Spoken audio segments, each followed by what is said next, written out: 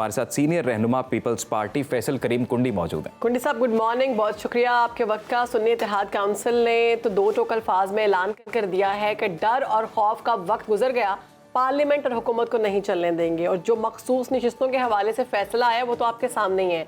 और peoples party और नून league ये दावा कर रही है कि ये नशिस्तें हमारी होनी चाहिए। हम ये जानना चाहते हैं क्यों नहीं चाहिए आपकी। बिस्मिल्लाहिर्रहमानिर्रहीम, गुड मॉर्निंग। देखें, कल इलेक्शन कमीशन ने एक फैसला सुनाया है जिसमें सुन्नी इत्तेहाद कौंसिल को ये कहा है कि ये सीटें आपकी नहीं हो सकती हैं, और ये सीटें पीपल्स पार्टी और PMLN नहीं बल्कि जितनी भी सियासी जमातें पार्लियामेंट में मौजूद हैं उनके दरमियान जो है वो तकसीम होगी। उसकी वजह यह है कि देखिए, सुन्नी इत्तेहाद कौंसिल ने इलेक्शन से पहले अपनी कोई रिजर्व सीटों की लिस्ट मुहैया नहीं की थी। उन्होंने किसी के नॉमिनेशन पेपर जमा नहीं कराए थे, उनकी कोई लिस्ट नहीं मौजूद थी। सुन्नी इत्तेहाद कौंसिल जो सरबराह हैं वो खुद असाद असीयत से इलेक्शन लड़े थे, उनको अपनी जमात पे भी इतना यकीन नहीं था। और जो है उसके बाद जो है उन्होंने क्या जो है वो जो फॉर्मर PTI का या इंडिपेंडेंट के वो उनके साथ शामिल हुए।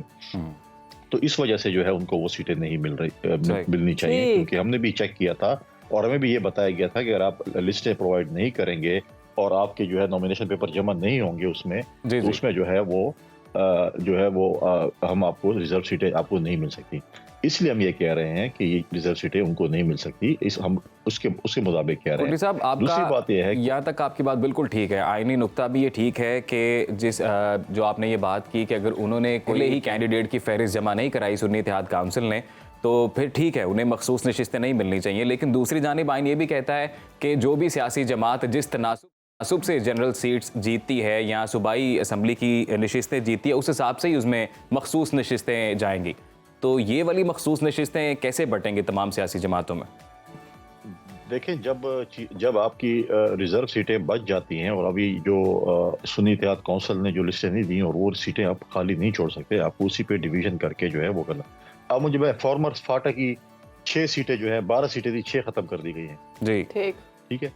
तो वो डिलिमिटेशन की वजह से उस कानून के मुताबिक जो वो खत्म हो गई। अब प्रॉब्लम है कि उनको ये पता था, उनको अब देखें, हमेशा फॉर्मर PTI को जो है चीज जो है वो प्लेट में हमेशा मिली है, खाना सामने रखा गया, उनके मुंह में निवाला दिया गया, ये मेहरबानी कर लो, खा लो, ठीक है। तो अगर वो आप देखें कि उनकी पार्टी की अगर बैन हो रही थी या उनके इलेक्शंस थे या जो चीज उन्होंने इतना ईजी लिया था, उन्होंने कहा सब कुछ हो जाएगा, हमने कुछ करना नहीं है, बस हम। कुंडी साहब, लेकिन ये तब हो पाएगा, इसमें जो बाबर हसन बरवाना साहब का डिसेंटिंग नोट है, उन्होंने इसी पॉइंट पर बात की है और उन्होंने ये बोला है कि ये अमेंडमेंट के बाद जो है वो नशिस्तें इस तरह से बांटी जा सकती हैं, तब तक ये नशिस्तें वेकेंट रहेंगी। उन्होंने 7 आर्टिकल का हवाला भी दिया है।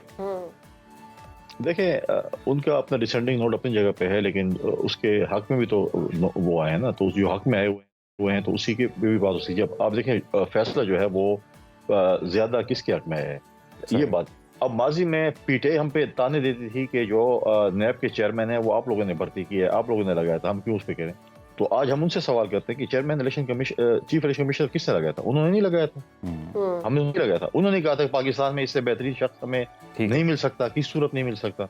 तो उन्होंने एक फैसला किया है, अगर उनको एतराज है वो अदालत या सुप्रीम कोर्ट जा सकते हैं।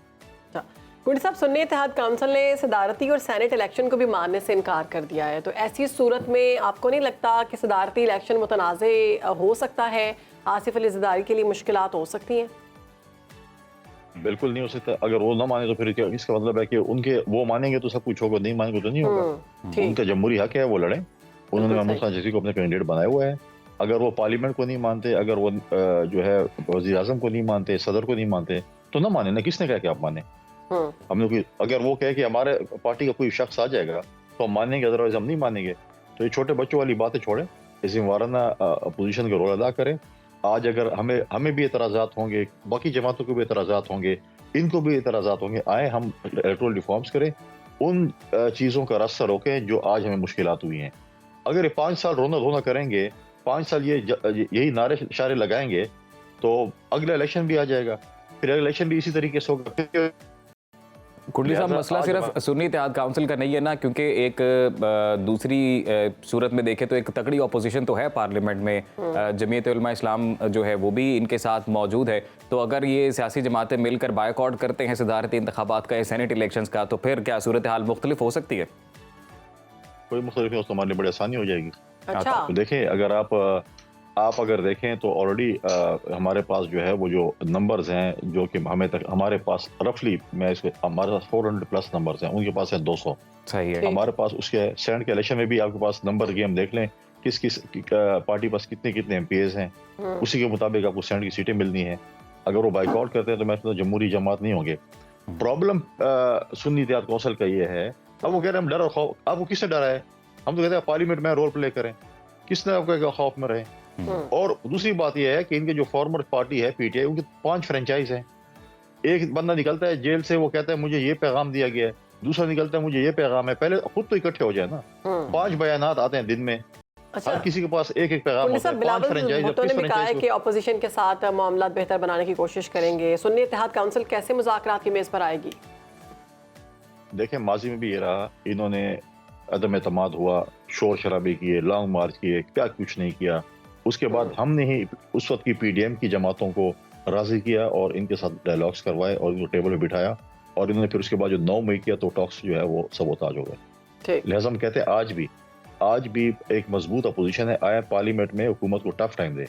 अगर ये शोर शराबा करेंगे, हुकूमत अपने बिल्स लाएगी, जो कुछ करना चाहती है वो पेश करेगी, यस यस होता रहेगा, ये नारे मारते रहेंगे, वहाँ पे यस यस होके मंजूर होते रहेंगे, वो आपके प्रोग्राम में आकर बैठेंगे जी ये ज्यादती हो गई, ये ज्यादती। जब आप अपना रोल नहीं प्ले करें पार्लियामेंट में तो हुकूमत की तो आसानी होगी, आराम से बिल लाएंगे, उसमें कोई किसी को एतराज नहीं होगा और बोलेंगे बस पास हो नहीं गया। सर, इस बार तो लग रहा है कि तगड़ी ऑपोजिशन का सामना करना पड़ेगा। कोंडी साहब ये कहिएगा कि सदर के उम्मीदवार तो सामने हैं, चेयरमैन सेनेट के उम्मीदवार का कोई फैसला हुआ पीपल्स पार्टी का?